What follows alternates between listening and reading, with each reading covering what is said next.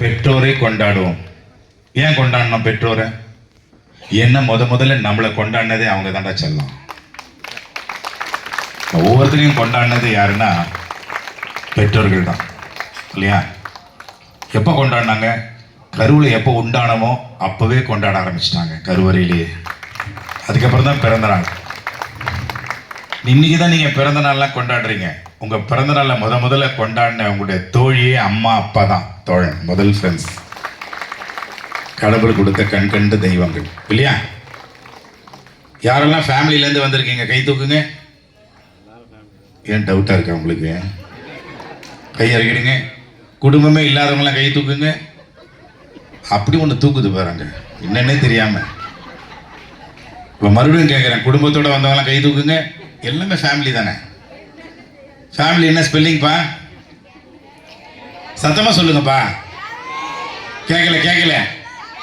ஏன் குழந்தைங்க தான் சொல்லணும், பெரியவங்களாம் பேச மாட்டீங்களா? கல்யாணமாகி வெறுத்து போயிட்டீங்களா? நல்லா பேசுங்க எல்லாரும். ஃபேமிலி என்னப்பா ஸ்பெல்லிங்? இல்லை, பெரியவங்களாம் வாயை திறக்கல பாருங்களேன். நீங்கள் சொன்னால் தான் நான் பேசுவேன். இல்லை சாப்பாடு கட்டு. FAMILY சொல்லுங்க பார்க்கலாம் எல்லாரும். FAMILY அதுக்கு அர்த்தம் சொல்கிறேன், நிமிந்து உட்காந்து கேளுங்க. FAMILY father and mother in love with you. FAMILY.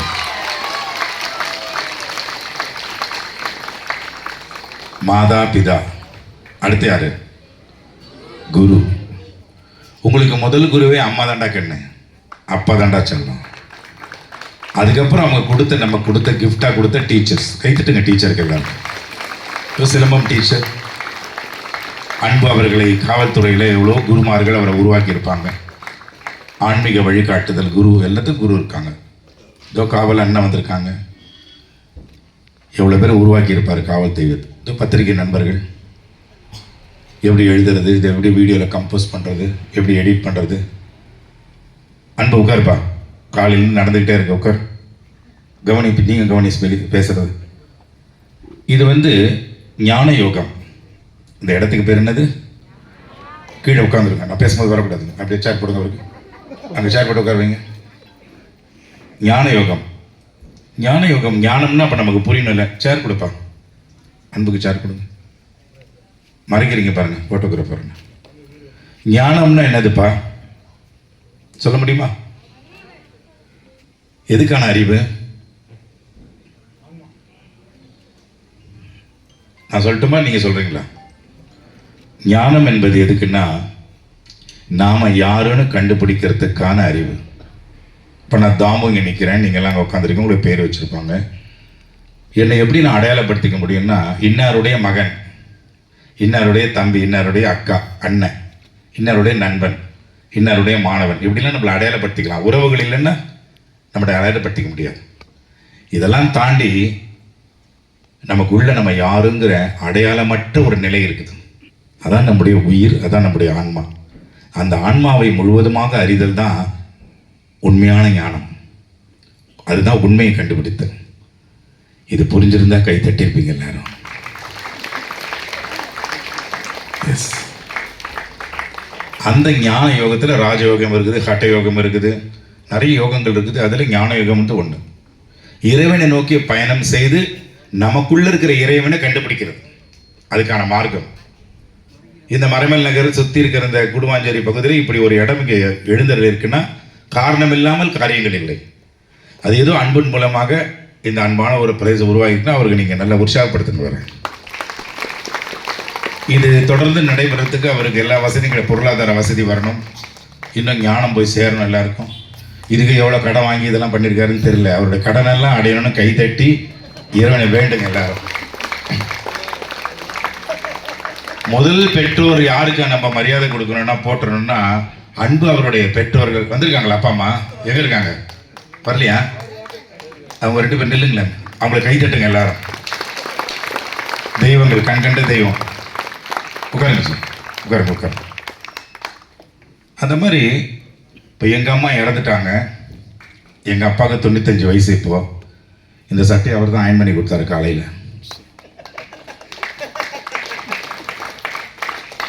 நல்லா தான் சிரியாப்பா, அதே கஞ்சத்தனமாக சிரிக்கிறேன். ஏன் எங்கள் அப்பா அயன் பண்ணி கொடுக்குறாருன்னா அவ்வளோ ஆரோக்கியமாக இருக்கிறேன்னு சொல்கிறேன். அதுக்காக நான் சோம்பேறி கிடையாது.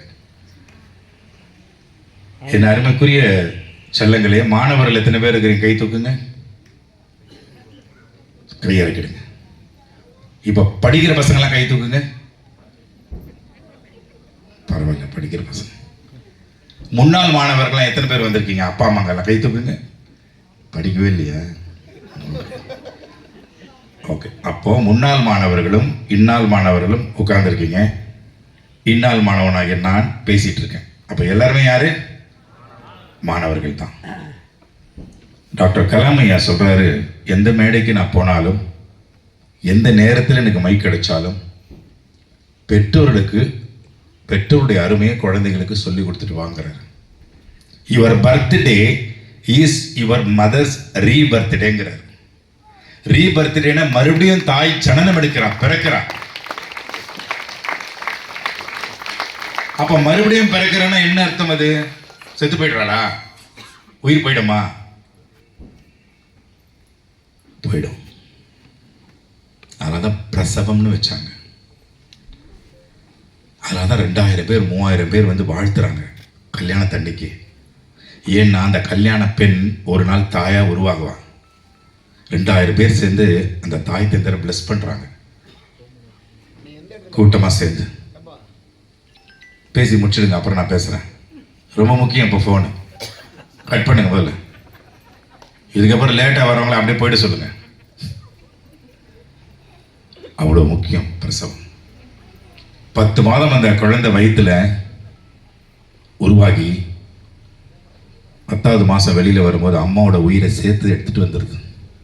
அது திருப்பி கொடுக்கணுமா? அந்த உயிரை திருப்பி கொடுத்தா தான் அம்மா உயிரோடு இருப்பான். எத்தனையோ இடத்துல இந்த குழந்தைங்க உயிரை திருப்பி கொடுக்கல. அது ஏன்னு இன்னைக்கு வரைக்கும் தெரியல. அதனால தான் ஒவ்வொரு குழந்தையும் பெற்றெடுக்கும் போது அம்மா அந்த குழந்தை உயிரை திருப்பி கொடுக்குது.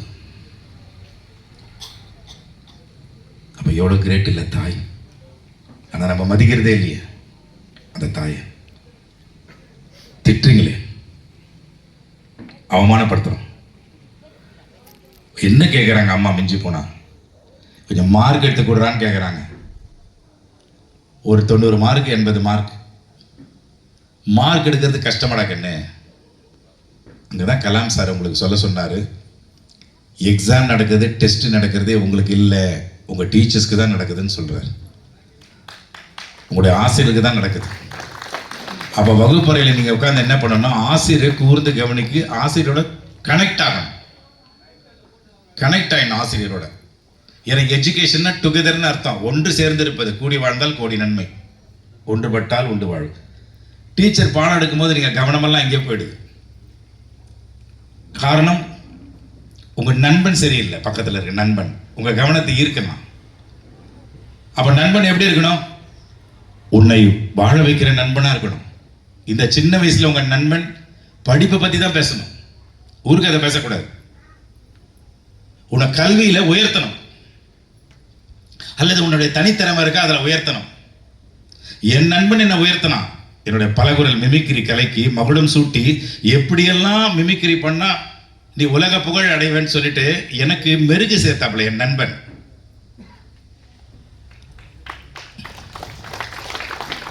ஒரு சின்ன மிமிக்ரி கலைக்கு இதை பண்ணுனா இது பண்ணா நல்லா இருக்கும், வேர்ல்டு வைட்ல ஃபேமஸ் ஆவேன். உன்னால முடியும், முடியும் முடியும் உன்னால முடியும். Life is full of possibilities அப்படின்னு சொன்னான் நண்பன். எல்ஐஎஃப்ல எஃப் எடுத்துட்டு என்ன சொல்ல இருக்கும்? எல்ஐஎஃப் லைஃப்ல எஃப் எடுத்துட்டு என்னப்பா இருக்கும்? சத்தமா சொல்லுங்கப்பா. லைன் என்ன? வெறும் பொய் தாண்டா இருக்கும் லைஃப்ல. அந்த எஃப் தான் ஃப்ரெண்டு, ஃப்ரெண்ட்ஷிப். எஃப் போட்டா தான் லைஃப் பிகின்ஸ். அந்த ஃப்ரெண்ட்ஷிப்பே இல்லையே. எப்போ பார்த்தாலும் மொபைலை வச்சுக்கிறீங்க, டிவி, சாப்பிட தெரியல, குறுக்க பேசக்கூடாது.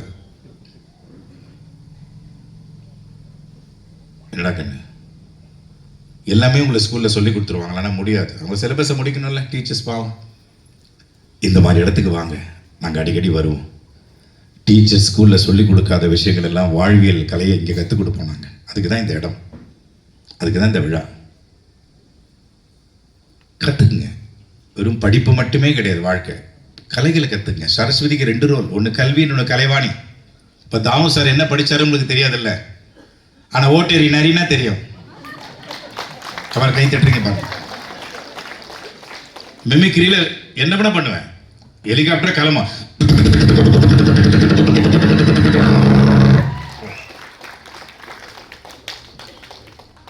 காதல் எதை கேட்கறோம் அதை பண்ணிடுவேன். அது ஒரு ஆர்ட். அந்த ஆர்ட்டை மகுடம் சுட்டுறதுக்கு என் நண்பன் டெய்லி எனக்கு கேசட்லாம் கொடுத்து என்னை என்கரேஜ் பண்ணுவார். அவர் தான் இன்னைக்கு முதலமைச்சராக உட்காந்துருக்காரு தமிழ்நாட்டில்.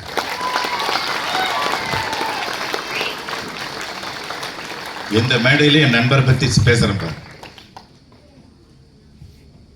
அடுத்தவரில் போட்டணும், உயர்த்தணும். அந்த ஃப்ரெண்டுக்கு ஒரு அர்த்தம் இருக்கு. இது வந்து சிலம்பம் ஆடிச்சுங்க குழந்தைங்க, அதோட விட்டுறக்கூடாது. சிலம்பம் என்பது வீரக்கலை, வெறும் விளையாட்டு கிடையாது.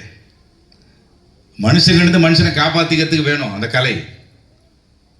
நம்மளை காப்பாற்றிக்கணும் தம்பி. பெண்கள் வந்துட்டீங்க சிலம்பாட்டத்துக்கு, வெறும் குச்சி எடுத்து உள்ள வைக்கக்கூடாது. குச்சி எடுத்தீங்கன்னா உங்களை தொல்லை கொடுக்குறோன்னா அடிக்கணும்.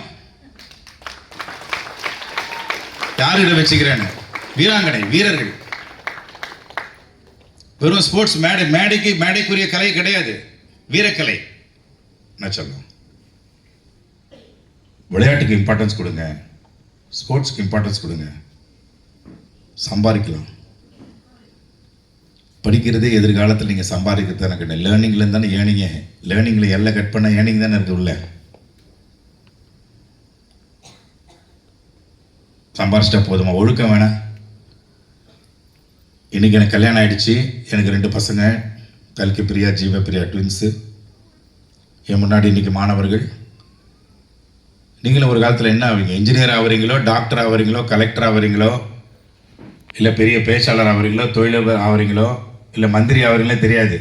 ஆனால் ஆம்பளை பசங்களாம் ஒரு நாள் அப்பா ஆகிடுவீங்கடா, பொம்பளை பசங்களாம் அம்மா ஆகிடுவீங்க. ஒரு நாள் கல்யாணம் பண்ணி வச்சுருவாங்க, அதுக்கு ஒரு வயசு வரும்.